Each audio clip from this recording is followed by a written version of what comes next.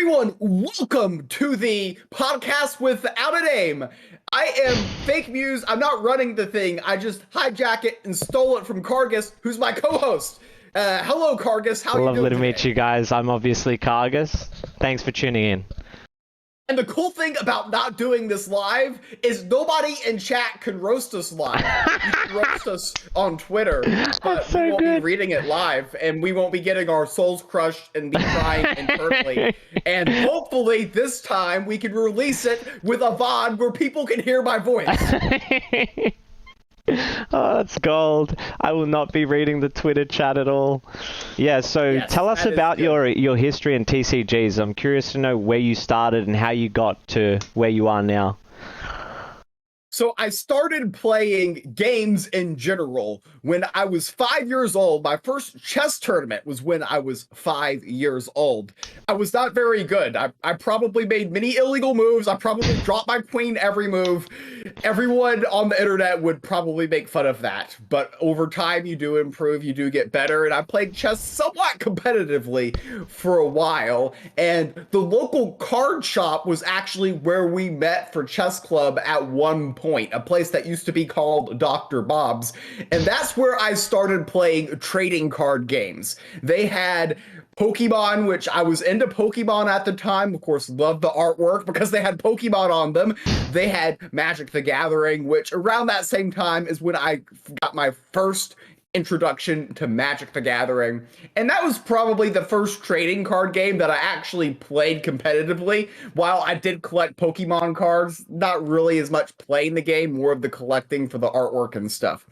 But for competitive play, I played Magic the Gathering and won 2 Junior Super Series college scholarships, which was very cool. It's nice at the end of the year when, for my high school graduation class, they had a list of scholarships that people won, and mine was Wizards of the Coast scholarship, and I had 2 of them. So that was pretty cool and unique that not many people had. But throughout college, I built an empire on Magic the Gathering Online, which I basically went infinite by playing sealed formats, rare draft, well, not sealed, mostly draft formats and rare drafting, and went infinite and then lost it all on Vintage Masters not being as popular as I thought it would be. I have a lot of Black Lotuses on Magic the Gathering Online, and somehow I'm broke. But yeah, that is my introduction to TCGs on how I got started. From there, after the Magic the Gathering, I went over to Hearthstone. And then while I was playing Hearthstone, my dad, Ugor, who you might have met if you played Gods Unchained, he's like, hey, I know this game that is a lot like Hearthstone, except you can own the cards. And he found out about this when he actually withdrew Bitcoin from a gambling site and didn't quite know what the blockchain was. I had no introduction to crypto myself at the time.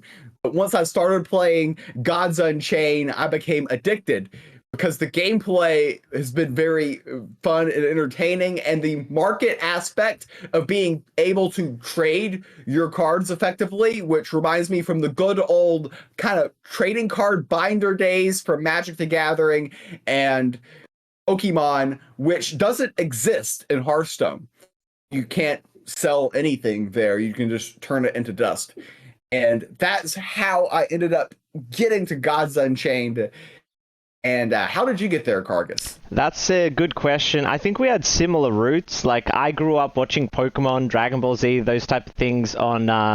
We had Cheese TV here in Australia, but that's probably not very relatable for the masses. But yeah, I grew up watching Pokemon and being totally addicted to it. And yeah, I started with just collecting Pokemon cards, and we would just make up rules as well and just like pretend like we knew what was going on when we'd play against each other. And usually the person with the bigger number would just win.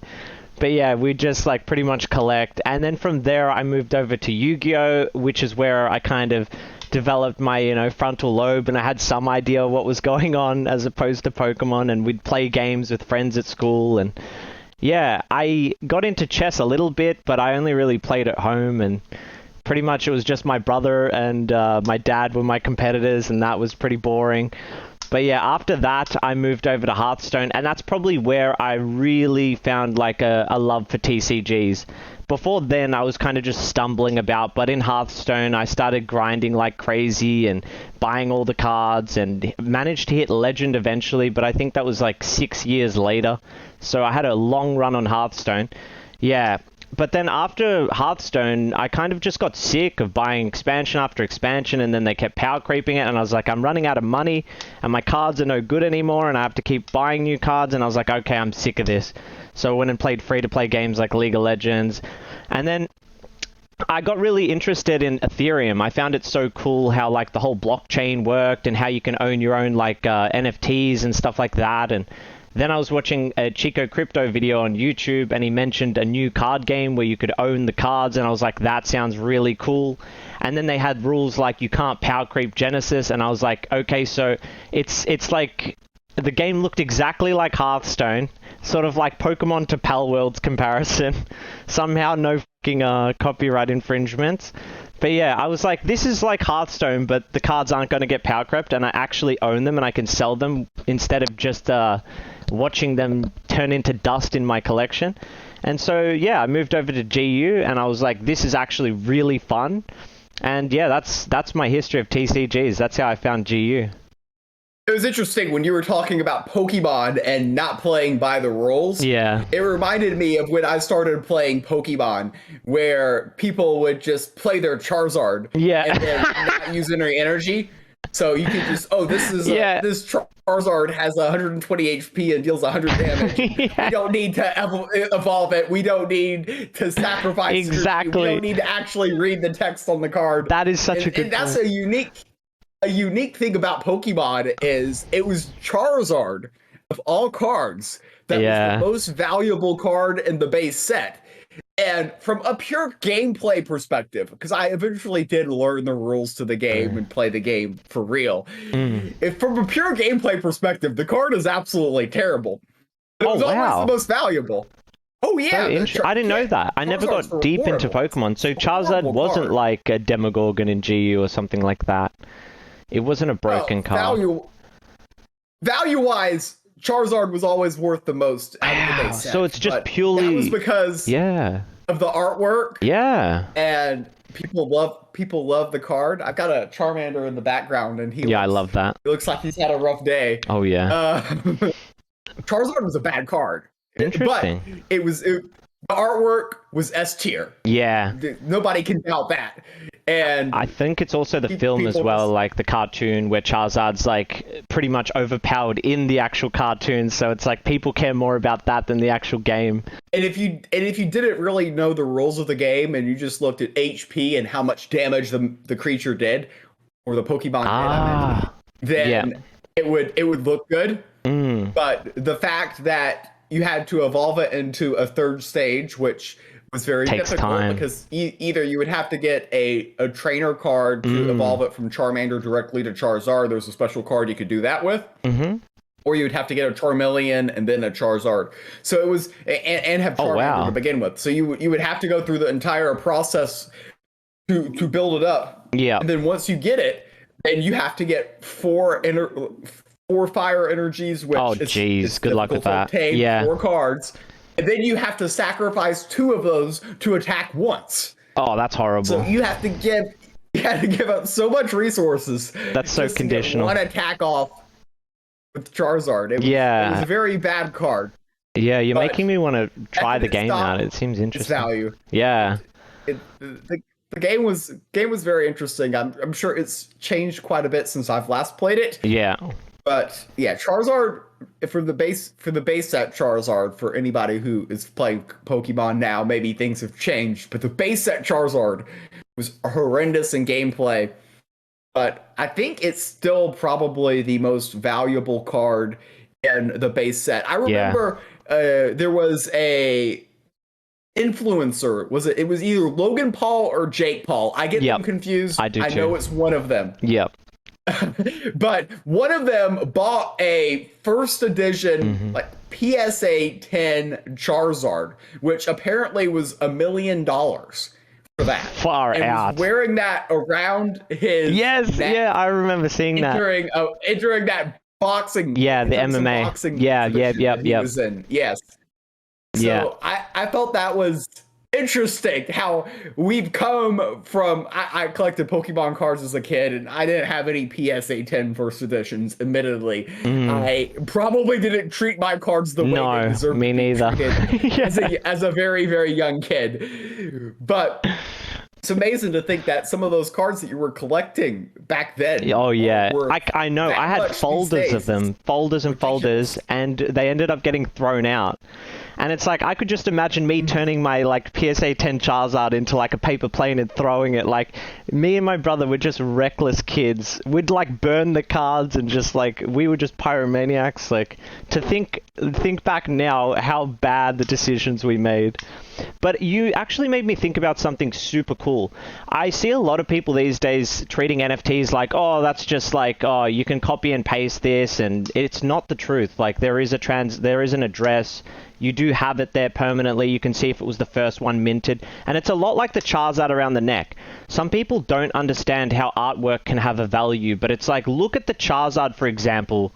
Out of all things that could be $1 million, this is just a piece of art on a card that someone's wearing on their neck. I mean, if something that ridiculous can be worth $1 million plus, it's like, I don't think people should close their mind to the ideas of NFTs having value as well. I think that's pretty cool. Yeah, it's interesting. You know, the classic is the copy paste and blah blah blah. But you can go online. You can make a printout of the Mona Lisa.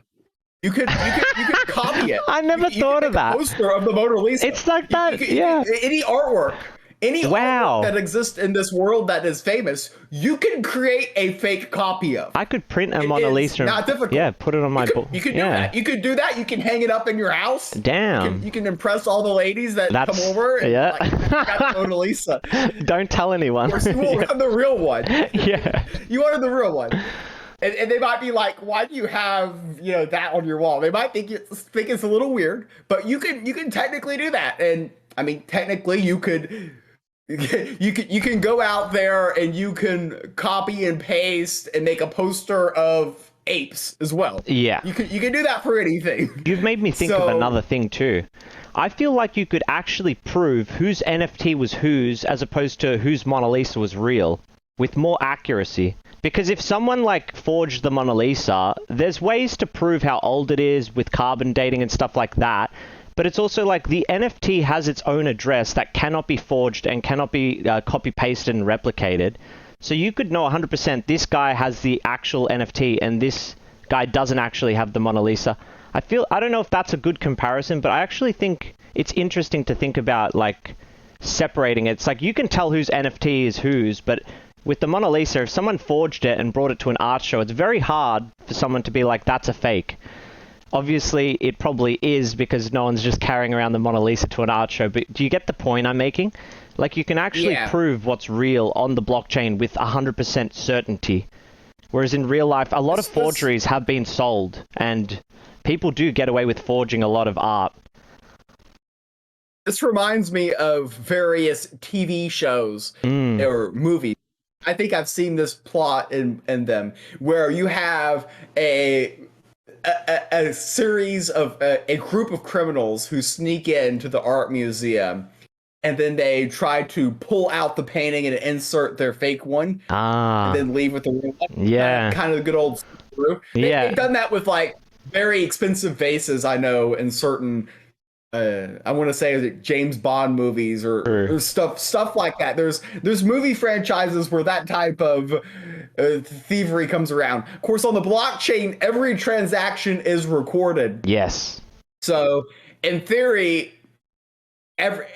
you can see where every NFT is gone, step by step. Yeah, you can see where location to location, for sure. And to some extent, when people are stealing on the internet, there's a record of where everything goes. And people that's really cool. Drain people all the time. Yeah, it's scary.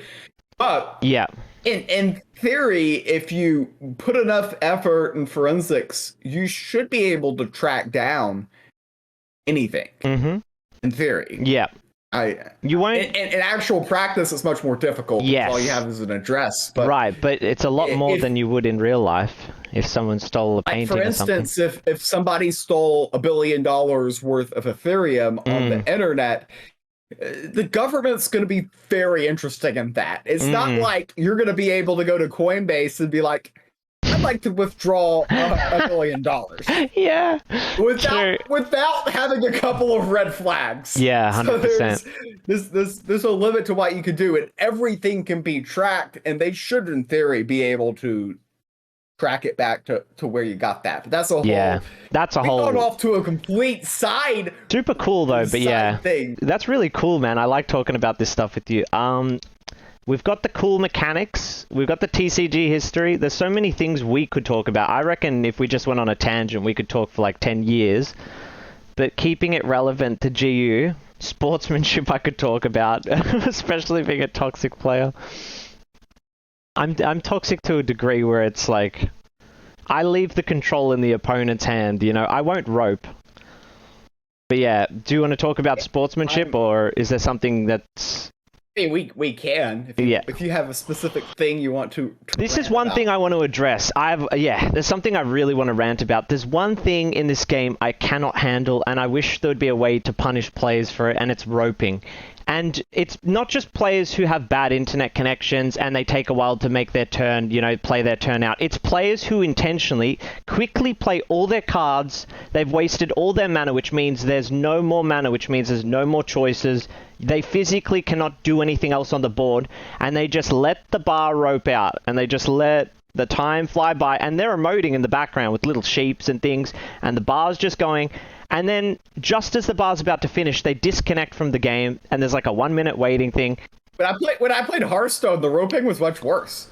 You're making this sound like a bigger chronic problem in GU than it actually is. Yeah. Because I can tell you, on the Legend ladder in Hearthstone, you win a game.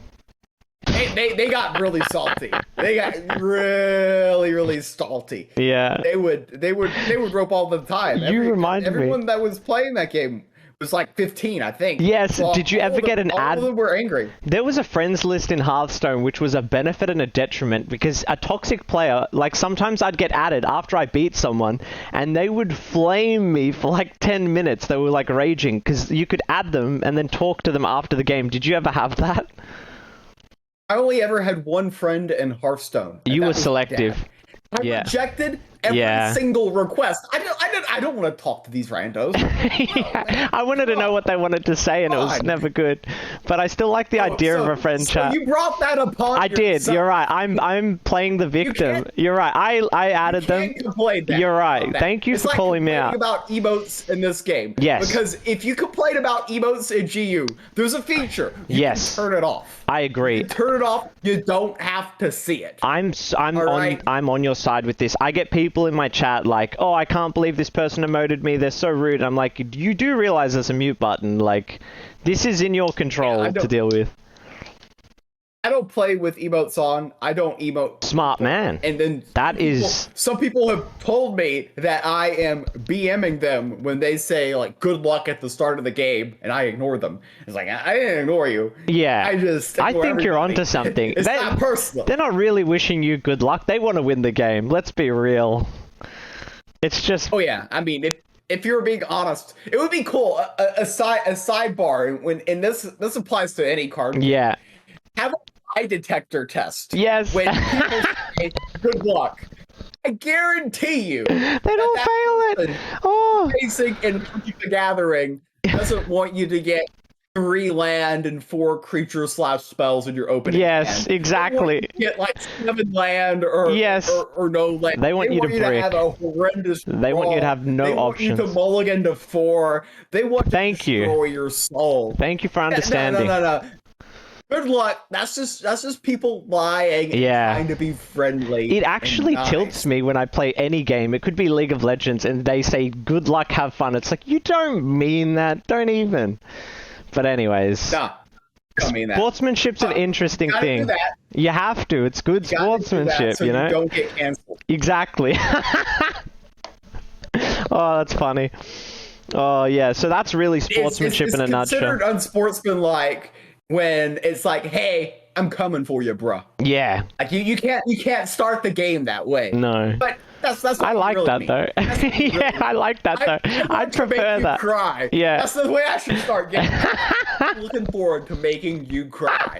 That's how I should start my next tournament. Oh, that's hilarious. Go that way. Oh, that's so good. One mechanic that I've wanted to try out, actually just today, is there's a card in GU called Cadmus. So it's got frontline. I think it's called Taunt in Hearthstone. I'm not sure what it's called in other games. And the idea around this deck that I built is you pretty much keep like increasing the health and strength of this one card. And because it has frontline, they can't attack your face. And dealing 30 damage to any god is how you win a game. So the idea is this big frontline protects you the whole game and just wins you the game. And there's a mechanic in GU called armor. And it's equivalent to like the Great Wall of China, right? Like nothing gets through armor. It doesn't matter. Oh, sometimes the Mongols can. But usually nothing's getting through armor and it just keeps getting bigger and bigger. And yeah, you just keep healing this creature. And I've wanted to try this deck. Maybe we can later. And you can give me some tips on it. But yeah, that's one mechanic I found that is just hilarious. Or there's like that porcupine with 4 armor and you just keep stacking it till they physically can't kill it. You enjoyed Porky Pete back in the day. Oh, yeah, you remember Porky Pete. Yes, you named it. That's actually, for those of you who are tuning into the broadcast, that's not the name of the actual card. That is the nickname of the card. Yep. Which I don't know the real name of. I don't either. Porky Pete, it sounds good, but real name. Oh, it's yeah. We renamed the card GU. Yeah. Maybe that's the idea for a mythic. Is you keep the same card. A new name. And then new Interesting. name. I like that. And you can come up with alternative new artwork. stats. No. Just have a rule where you can't. No, keep the card. Yeah, same. you're right. That'd be toxic. I mean, we don't need that to be a 4/4. No, that would be a little bit too much. 4/4 with 4 armor. Yeah. Yeah. But my number one mechanic has always been the Sanctum, because this is unique to GU and a feature that no other game really has. The Sanctum is a community card sideboard, effectively, that players can earn favor during the game and can compete to buy cards from that effective sideboard to put into their hand during the game. So early game, you have races to gain favor in the Sanctum to purchase some of the cards off to the side. And sometimes games can be won or lost by getting a key card in the Sanctum or preventing an opponent from getting a key card in the Sanctum. Like if you're playing a Nubians, you want to make sure that Gleamweaver is not going to be there. And if you're facing a Nubians, you want to make sure that you win the race to go ahead and grab that so that you can wreck your opponent's soul. 100%. Yeah, no, the Sanctum is such an interesting concept. I remember when I first started playing, I thought it was just mine, or I thought like we all had our own like unique Sanctum, and I was like, my opponent keeps taking my cards, and then it finally clicked and I was like, wait, we share this together. And you can get to the Sanctum by making favorable trades. And what that means is if you can kill one of your opponent's creatures and your creature lives, you get 3 favor. And then if you attack a creature at your opponent's face, you get between 1 to 3 favor based on the turn. On the first turn, you only get 1 favor for attacking face. On the second turn, you get 2. And the third turn, you get 3. And then it stays capped at 3. And then different kind of cards cost different prices based on how strong they are. And yeah, I didn't realize we shared it. And there's a whole like crazy kind of gameplay behind not just buying what you think is good for you, but buying things to stop your opponent from using them against you. Like I love playing a deck that sleeps the entire board so none of my opponent's creatures can attack. But then in the Sanctum, there's a card that wakes up creatures. And so I buy that, not for me, just so I can prevent them from waking up their creatures. So I found that really cool about the Sanctum. It adds like a layer of skill that I like. When I started playing GU, I didn't know what the Sanctum was for the first 2 days I played. Because I came over from Hearthstone and thought that, this is just so similar. I didn't even know what the Sanctum was. I wonder, this would be an interesting experiment, what percentage of players that start Gods Unchained do not know what the Sanctum is? And if you don't play GU and you're thinking about playing GU and new to this podcast, if you look to the right at the start, there's a community card area. That's the Sanctum. And basically, if you know what the Sanctum is when you first start playing, you've got an advantage. You're gonna be very good. Yeah. You're gonna have a very big advantage. I'd say so. I was the same. Cards. Yeah, there's 12 ranks in Gods Unchained, 1 being Rusted Bronze the lowest, 12 being Mythic the highest. I made it all the way through 6 of the 12 ranks without actually realizing I could buy from the Sanctum. Because of my previous Hearthstone experience, it actually transfers over really nicely. Like, if you've played other card games, especially games like Hearthstone, I think Legends of Runeterra is a little bit closer, but... Yeah, no, Hearthstone's the closest, but yeah, if you played Hearthstone, you can move over to GU and actually do really well quickly. That was the most addictive thing. The mana use in Hearthstone is somewhat similar to GU. The mechanics, the cards are very similar, so it's a very natural transition if you're playing Hearthstone, but would like to have the environment of a trading card game, an actual trading card game that does not exist in Hearthstone. Hearthstone is not a trading card game. It is a card game, but not a trading card game because you can't actually trade the cards. No. But if you want to play a trading card game and like the Hearthstone portion, then the transition is very similar. The Sanctum, as I just mentioned not very long ago, is one of the major differences between Hearthstone and GU, is the fact that the Sanctum is an added feature, which is not in Hearthstone. And the fact that you can buy and sell cards in Gods Unchained. That's everything one of my favorite things. Will always have some sort of value. Big time. So that is one major feature as well. I found it so cool, actually. Like, with Hearthstone, I wanted just one specific card, but then I would have to buy like hundreds and hundreds of packs to hit this one legendary I wanted, or I'd have to burn my cards, which would give you 1/4 of the value in dust. So you'd have to like buy 4 times the packs to get like the one card you wanted, or 4 times the cards to get the one card you wanted. And it was such a pain in the ass, I'm not even going to lie, just trying to get like 1 or 2 cards you wanted and just buying pack after pack. Whereas in Gods Unchained, because there's a marketplace, you can literally just go, I want this specific card, and that one, and you can just buy that, and that. You don't spend $1 extra or $1 less. And then after you're done with it, let's say you get sick of the card, you can sell it. And sometimes it goes up and you make a profit, sometimes it goes down, you make a loss. But it's just a more satisfying experience you buy the card, you can't sell it, so you've made an instant loss. There's no profit to be made, there's no break even, there's no even get a cent back, and then you don't even guarantee you got the card you wanted because you're just buying random packs. So yeah, that's another thing GU just does right, to be honest. If you like going to casino, you can buy packs too. Let's you can do that in GU. Buying packs is still a thing.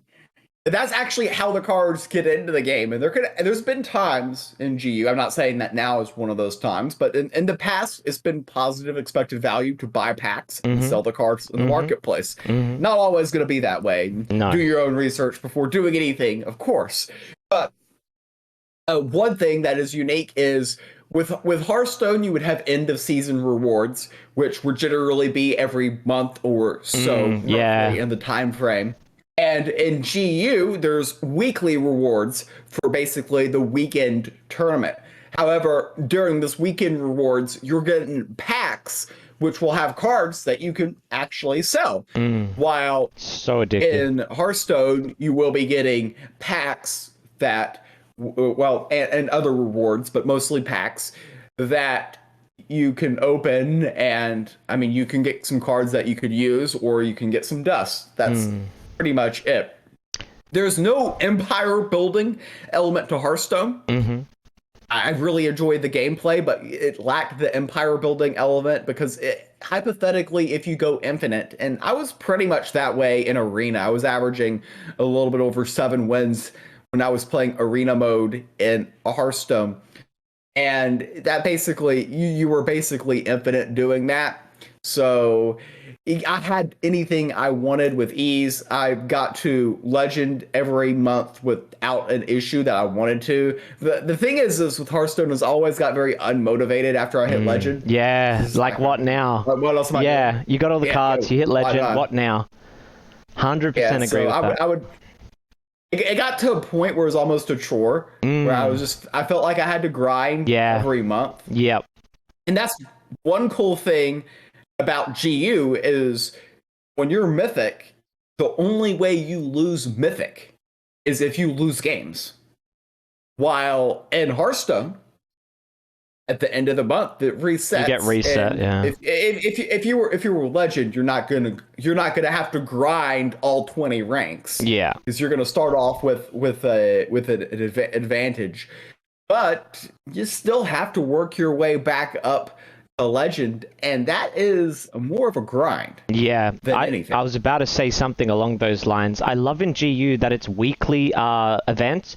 So the way GU works is every weekend between, Friday to Sunday, there's a special weekend ranked mode where your first 18 games, win or loss, contributes to an overall score of a total of 18 out of 18. And then you get packs based on that. But it's so much more casual and just time kind of friendly.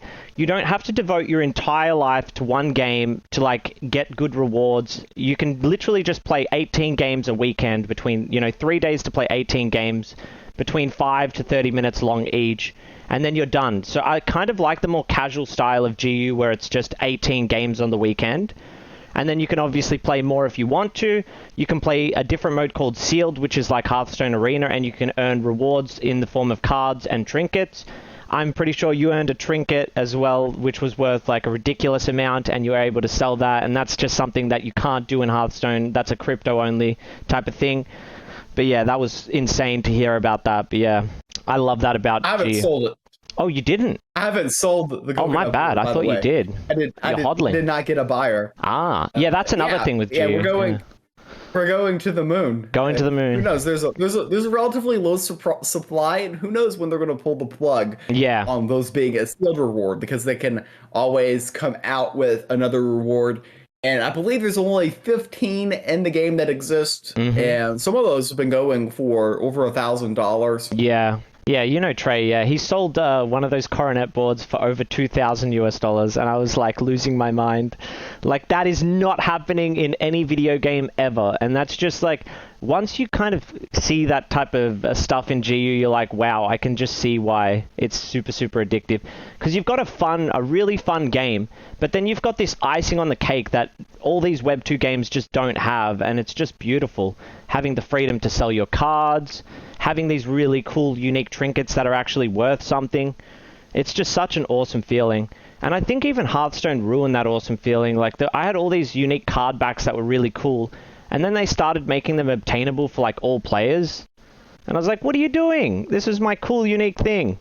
Yeah, Hearthstone, some of the card backs were just ways for them to get additional cash, which, hey, I mean, at the end of the game, every game is a business. Yeah. And they got to sustain themselves, get profitability one way or another. Yeah, good call, I think we should end this conversation because we've talked way too much about financials. That's true. Let's move on.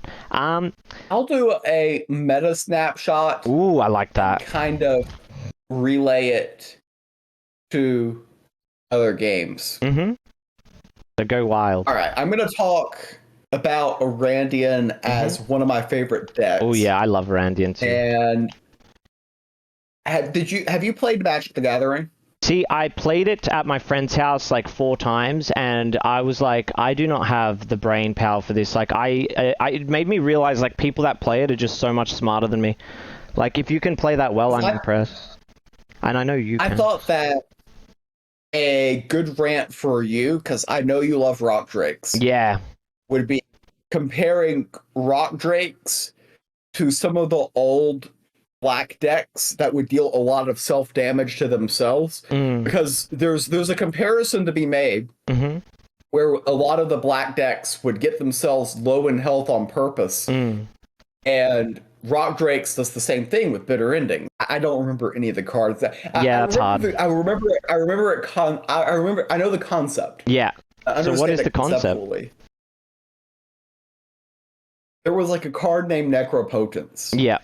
That you would basically pay life to draw cards. Yeah. And there was a weird combo deck. The timing rules of Magic were very weird. I know. It was a called card Mirror Universe.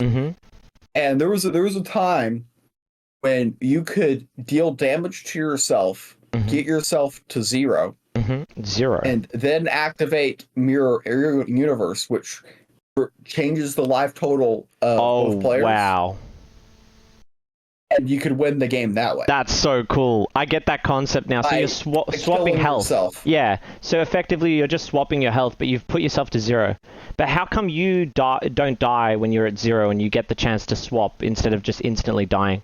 Well, was there immunity spells for your turn or something to like stop you from going? Well, it was a game could not be decided until a turn ended in Magic. It was kind of at the time. This was a timing mechanic at the time that I don't believe exists anymore. I don't think this mechanic exists anymore. Yeah, but it's an old school mechanic where the game didn't end until your turn was over. So you could get yourself to 0 and then switch health with your opponent, and then they would be at 0, and then you just didn't. I love that. That's so funny. I don't remember enough about the specifics of that particular deck to go on a rant, but I'm going to try to rant to link a Randian as a weird combination deck for Hearthstone. Yeah. All right. I'll go ahead and get started here. So one of my favorite decks right now in the current GU meta is a Randian.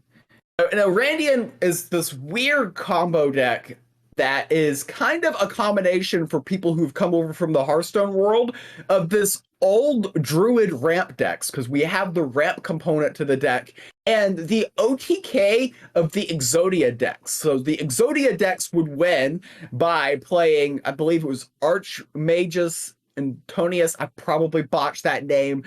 Don't come after me, Hearthstone people, please.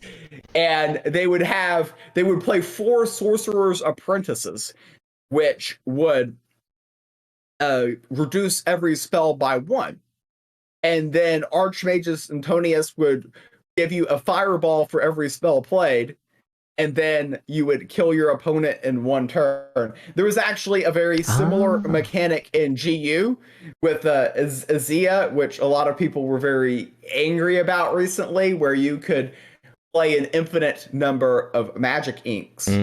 Because you would refresh the mana. So there's actually, I think there's an Archmagus card from Trial of the Gods, and there's a way you can manipulate the combo. There's some combo decks and some similarities with some infinite damage and GU as well. But that deck would, in Hearthstone, would allow you to play infinite fireballs for free if you had all the combo pieces. And the deck would have a lot of stalls, similar to the Randian and GU, where the Randian and GU would play some very defensive games, and then you would get to your combo card, you would slap down the legendary, and then you would kill your opponent in 1 turn, because you would just have the spells, and then the spell damage, you will be able to kill your opponent in 1 turn. What a Randian does, if it's Mana Surge, which is a mechanic in GU, that these decks would be able to trigger and plan around triggering it. But when you Mana Surge the card, it reduces all of your spells in your hand to 0. And if you're, of course, a Magic player, which is a lot like playing Mage in Hearthstone, then you're going to have enough spells to basically kill your opponent in 1 turn, because Randian also has an additional 5 points of spell boost, which I'm coming to think about, that mechanic was in Hearthstone as well. I remember Malygos, that it? Druid. I remember playing a deck in Hearthstone where there was a dragon and it had 5 spell boost and there was 0 mana spells that did like 1 damage or something really insignificant. But if you had the 0 mana spell that did any damage or, you know, just used the spell boost as damage, it used to do an OTK because you had so many of them that you'd just be able to use all these 0 mana spells after playing Mallegus, and it was exactly like a Randian in that sense. Yeah, the druid decks were doing that. Yeah, I used to play that a lot actually back in the day. I'm guilty. They would ramp, and there was a 0 mana card. Yes, I think it was Moonbeam or something like that. Yeah. God, this is like Moonbeam, 7-8 years ago. Moonbeam is a card in GU. I don't think it was called Moonbeam in Hearthstone, but I could be wrong. I don't remember the card. I feel like it's right, but I definitely don't know. But the concept is familiar. Anyways, the Randian combo deck, to me, it's very similar to the Exodia Mage with the ramp component of Druid, which to me is very unique. And now, if you want my least favorite deck, I'll give it to you. Okay? Oh yeah, for sure. And I should advertise this. Yeah, but this could be between us. Called Heal Light. It is, and this deck is the carbon copy of all of the Armor War players in Hearthstone. If you loved Armor War and just generating effectively infinite armor, it felt like they would just get so much armor and they would sit there forever, and then they would eventually kill you and end your suffering. But this Armor War deck, you would give yourself armor, and in this Heal Light deck, there's a relic that actually lets you heal all the way up to 99. Of course, you need to play other spells and abilities and such to get to 99, but it will increase your maximum health total all the way up to 99. And there's some finishers that they have when they have a very high health total, a very defensive, slow control deck that really gets at your soul. Be very difficult to face. Do you really enjoy playing against? I enjoy playing it, but not against it. It's one of those things where some decks in the game are so fun to play, but they're so not fun to verse. I actually built a version that ran no creatures back in the day, and this was like before it was mainstream. And the idea was like you make all of the creatures attack 0, and then you just keep the board locked. They can't play any cards. They run out of spells in their hand, and then they just lose the game because after like 30 turns of drawing, there's just nothing else for them to do, and it was just so satisfying, but it would take like an hour to achieve. But yeah, no, I do not like when it's me on the other side of the board. Yeah, it's a very tough deck to face. But I do like Heal Light because it's different. You have to get to 99, but your opponent's obviously not just like go ahead. So even though you're healing and you can go up to 99, they're going to keep you down most of the time. But if you do manage to get above 50 health, there's a card called the Prophet. I can't remember the rest of his name, but we can probably pull that up. Prophet of Progress? Yeah, Prophet of Progress sounds right. And if you have 50 health, it's a 17/17 with God Blitz, which means it can attack the opponent's face. And you need to do 30 damage, so it's usually not enough. But if you run 2 of them, 17 plus 17 is above 30, and you've got there. Or if you can somehow get to 80 health in a game, your Prophet of Progress goes all the way to 30 damage and just kills the opponent in one go. But obviously it takes a lot of setup, but it's so satisfying when you finally get to the 80 health and you play it and just win. I actually do like the deck. So, for reference, Goblets is a lot like Charge in Hearthstone, where you can immediately attack your opponent's face the turn a minion comes into the board. And if you want faster strategies, and I personally love aggro decks. I am probably one of the few top players in GU who is kind of an aggro specialist. Is one way some people would look at me. And one thing that I think is pretty cool is there's one of the most popular decks right now in this meta is Aggro War. And this deck actually reminds me of kind of the mono red Sly decks back in my Magic the Gathering days. And now my Magic the Gathering days were a long time ago, but we're talking lightning bolts coming out with just pure speed. And those decks are pretty difficult to exploit. And they're very free-to-play friendly as well, which is very encouraging for new people who are coming into Gods Unchained, is that you can start off, not have a very deep pocket budget, and have a very competitive deck. That is a good point. You actually made me think of something else that I really liked about GU. I remember when I first started playing, I was able to get to the highest rank without spending a single cent, and I found that so cool about a card game, because prior to that, there had been not one single card game that I'd played where it was like zero money, invested, and I could actually climb through the ranks. I remember like Hearthstone, I got stuck at like rank 15, and I was like, I have to spend money now to get further. Whereas GU feels way more free-to-play friendly. Like, all games make you pay in terms of card games, but GU, I was able to get all the way to the top rank free-to-play, and I was like, this is so cool that my skill is being rewarded, rather than me just like slapping my wallet around. But I also like, on the flip side, there is some decks in GU where you can slap your wallet around, and that's a cool advantage too. So GU has like the best of both worlds in that sense, where it's like you don't have to spend money, but you can, and it really kind of gives you more content and more fun ways to win the game. And it's just really cool that you get to taste both kind of worlds, and you don't feel limited.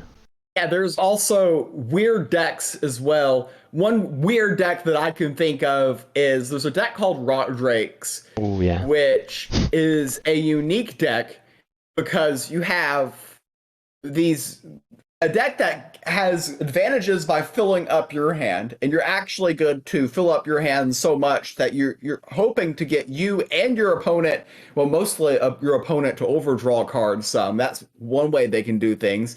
And it also willingly wants to take damage. And there's some very intricate strategy where sometimes one side doesn't want to deal damage to you.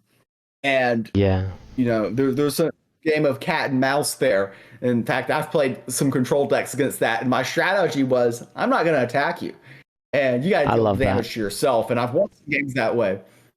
So I like the cat and mouse element to that. It reminds me of a lot of the old black decks from Magic the Gathering that would do a lot of self damage to themselves, and it can go one of two ways. You can either kill yourself very quickly in the game, or you can get some very, very nice benefits. So Rock Drakes has this card called Bitter Endings, which is kind of a combo card and can actually end the game very, very quickly with other pieces if your opponent gets you low. And that adds to the gameplay. I know Carcass has really enjoyed playing that deck a lot. Some of your favorite interactions in the game, I know from watching your stream, some that you love that deck. I'm addicted to it. Yeah, no, 100%. I love that about GU as well. I haven't actually found a game where there's that much intricate kind of gameplay. I find it so cool that there's like, you can play like some aggro decks and they're kind of straightforward, and then there's like decks that have so much skill, but they are so rewarding. Like, it took me years to learn this deck, but now it's so rewarding playing it. And I just love that there's levels to it. You're not locked out. I've played a lot of card games where a lot of it is very straightforward and simple, and it almost feels like I'm playing checkers, and I get very bored easily. I need to be stimulated. And with Rock Drakes, it's almost like there's just always a different ending. It's not always the same gameplay, and it's like there's so many different ways you can win a game. It blows my mind. Like, I've played the deck for 4 years with no exaggeration, and yesterday I was playing it. I found 2 different ways to finish my opponent that I'd never done in my entire history playing it. And I was just like, how can I have played this deck for 4 years straight and still I'm finding new ways to win the game? And it just blew my mind. I was like, I love this deck so much. Yeah, I recently played a tournament game, and here's another deck that pops into my mind, reminds me of something from Hearthstone that I used to play back in the day. But I recently had a tournament game where I was playing aggro light, which reminded me a lot of the old token type of paladin decks, where you start out by playing these tiny, tiny minions, and then your goal is to buff them. So you want to get out early minions and that are very hard to kill. And Paladin seemed to be able to do that a lot in Hearthstone. And then you would play these big buffs on those minions. And I can remember doing some real annoying things with Paladin back in the day with that, and I was able to do that in my tournament match as well. That's awesome. So for me, that was one thing I like, and I do love the tournament esports scene in GU as well. I wasn't really involved in it in Hearthstone, and that's actually one regret that I have is not getting involved in that, because I think that at the time I was playing Hearthstone, I didn't have enough self-confidence that I would be good enough to do that. Yeah. But now I'm being a big fish in a small pond. I would probably have too much confidence. Yeah, so, I'm like that now too. It can go both ways. It can go both ways. Did you ever play Secret Paladin? I grinded that deck back in the day. Did you know about the secrets and that in Hearthstone, or is that kind of not in your time frame?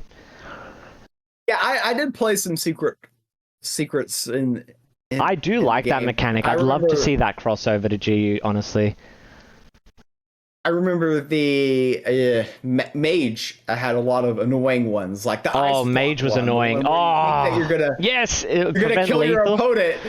Oh god, I hated that one. A lot of times they would have. I take it back. There were some annoying decks. Yeah. That would have basically ways to play infinite. Well, like in Yu-Gi-Oh, like a trap card. It's like you do this, if you do X, Y happens. Yeah, so it was like a trap card in Yu-Gi-Oh for those of you who don't know Hearthstone too well. But yeah, I think they had those in Magic the Gathering too, didn't they? Like trap cards. You flip them and then they do something.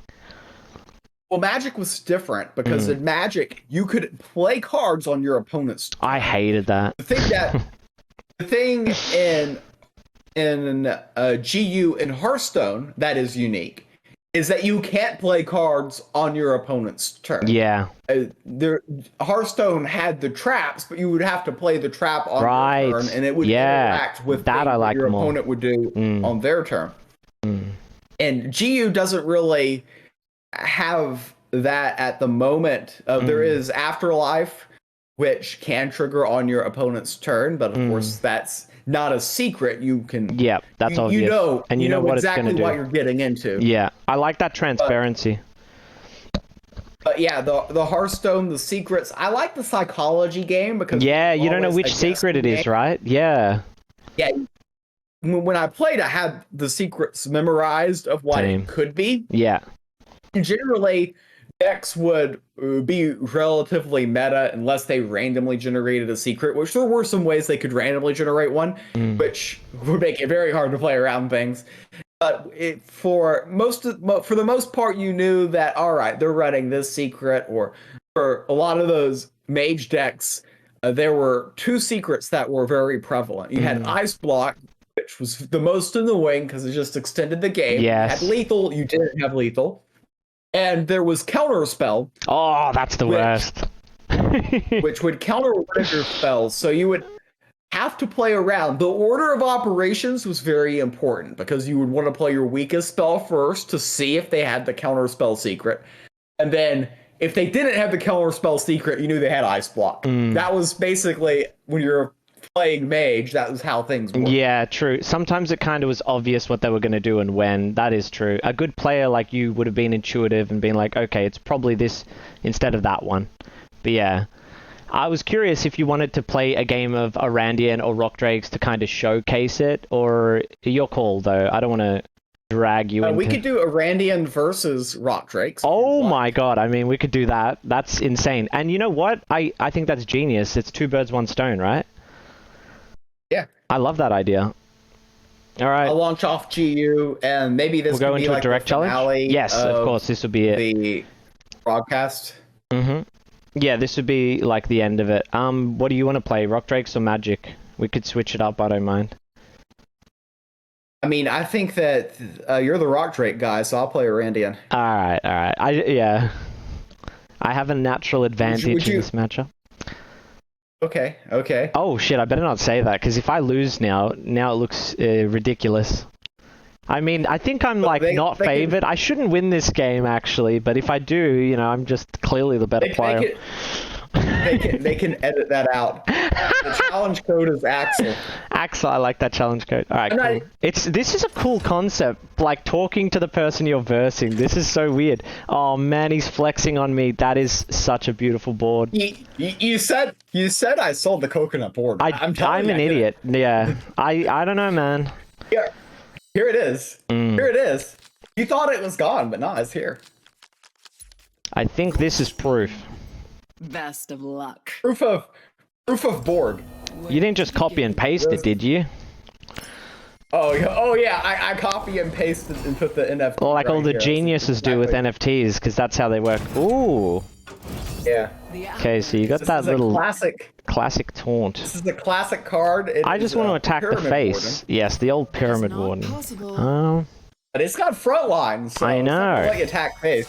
You like to make me work for it. Okay. This is so cool.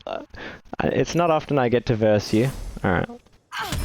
Because I'm down there in Auric Gold playing my meme decks and D-ranking. Oof. Alright, I'm gonna draw a card. That is shiny. And this matchup is questionable. Yeah, that's actually a good point, because my cards draw both players' cards. It's kind of just the... Unfortunately, my deck is card draw magic, which, as the name implies, I draw cards. And here is some another of the unique pyramid strategy board. here. You're setting up the great... I have no interest. Great Wall of China. I have no here. interest in damaging my opponent. Don't be like that. No. Don't be like that. Don't be like that. I'm gonna show the chat exactly what's going on here. About how little I want to actually attack you. And I'm just trying to draw through my deck. And you're just damaging yourself. I know. I'm just doing all the self-damage. I'm doing all the work for you. This isn't right. It's cruel. Yeah. Why am I doing the job for you? And I'm not doing any. I'm not attacking. I want it. There's gonna be if they were to actually show this game, people would be confused. Oh yeah, this is too technical, I think. So if I destroy this creature and I have 6 cards or more in hand, I get to get another dragon. So that's how my deck works. I have lots of cards and I have lots of cool afterlife effects when my cards die. Okay, I think I end it there. I don't want to do any more damage to myself. Everything you do is so obvious. This card's super cool, but you're gonna have to read the text because I don't want to give it away. Ooh. And unfortunately for me, he got So this is the cool thing. Back. Yeah, Pyramid Wardens are awesome. They're a very beefy card and they protect your god, but then they have a massive downside, and that's whatever's in the void has a chance of returning, and one creature will return. So it's kind of like what I do in real life, like sweeping my problems under the rug. That's how I feel about Pyramid Warden.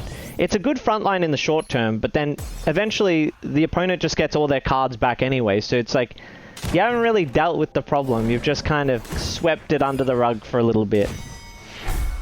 But hey, maybe that's all you need to do. So I got some cards out of my hand. I want to prevent my hand from getting overdrawn. Because Me too. Look at that.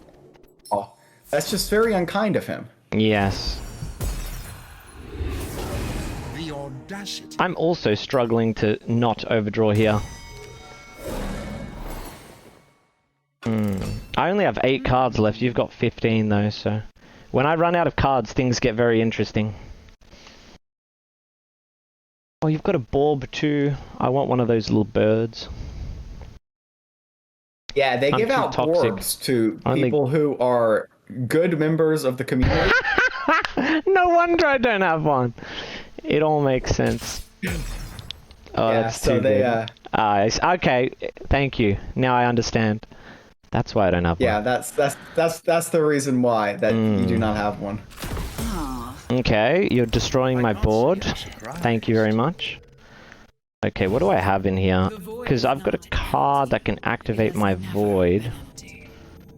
But I have to be careful. This might work. Go one of these, one of those. Lovely. I did not foresee. Now, what type of magic deck is this? Okay. A fancy one. Yes. Sure you don't want to use that Dimitrios playwright, that draft? I have Rules and no cards? comments of anything that is happening right now. This is a rough situation for me. Yeah, fair enough. Okay. Ooh. Is your screen...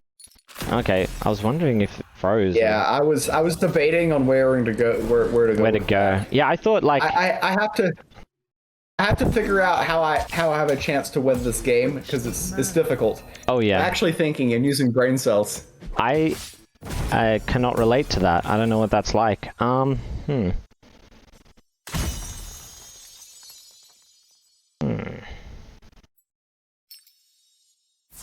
Not sure what I'm doing, but, you know, hopefully something works. I don't like that you're not attacking my face, because you're making this difficult. Because I need to get to 10 health so I can activate my Bitter Endings cards to activate my combo. But the issue we've got here is my opponent is too smart for his own good. And he's not allowing me to get to the 10 health. So my idea that I'm trying to make work is I do not want my opponent to do mean things to me. So I am going to try to win this game by killing him in one turn. I wonder what my opponent's thinking. I wonder what his strategy is. Yeah.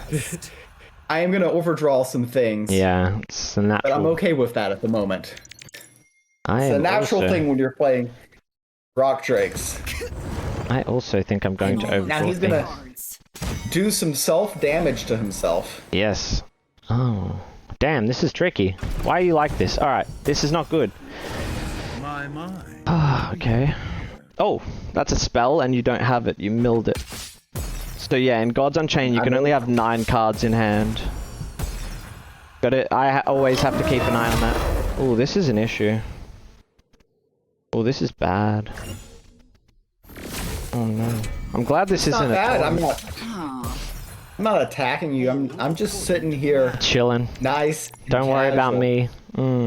Notice I haven't damaged you here. You're sitting comfortably at 25. You got nothing to worry about. Wait a second. 14. 6. Oh, somebody going to be doing some crazy mathematics on me? Right? I wish, but I don't think it's there anyway. I wonder if there's a weird line here, actually. If I get a little bit crazy. So he won't let me get to 10 health, but this card will. I'm going to go absolutely crazy. I don't actually think you should try this at home. Can I make this work or not, is the question. I don't think so. Does he think the Magic player has no spells in his hand? 10, 5... No. Oh my days. Okay.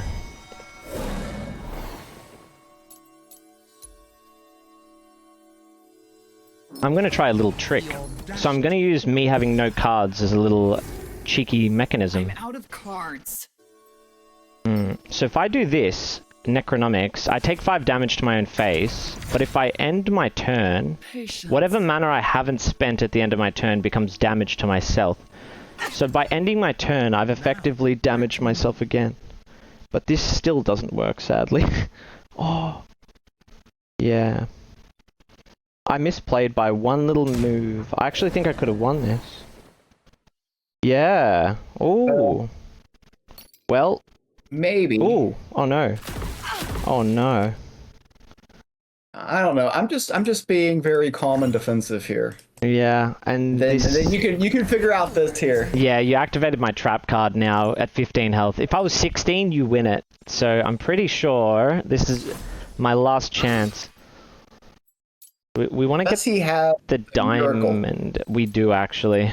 Now that we're at 10 health, we do. So Bitter Endings. I am able to grab this guy, who when I pick a card in my hand, I can reduce it by my total mana locks. So if I have 6 mana, I can reduce the over the line. But I'm going to just keep reducing the same card over and over again. So I'm going to reduce Bitter Endings. And then I'm going to play another one. So instead of using mana, this deck uses health as mana. It's a really, really weird concept. And then I'm going to do it again. And Friendly Mimic adds a copy of a friendly creature to your hand, including whatever mana it cost when you played it. So I'm going to copy a 0 mana version. I did it wrong though, I put it on the wrong side. So left attacks I got first. protected. Yeah, so I think I messed up a bit, but we'll see. Over the line lets my creatures perform an extra attack, and then bang. Damn! Got there just in time. Oh, Jesus! You're sitting on lethal next turn. Randian in hand. Oh, Surge, I've got that was lethal. 1 turn.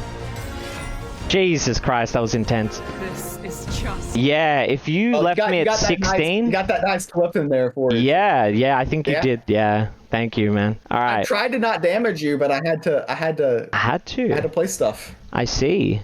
That was the only way I could mana surge. Fair enough. Damn. Okay, I got lucky then. All right. Yeah, I think we call it there.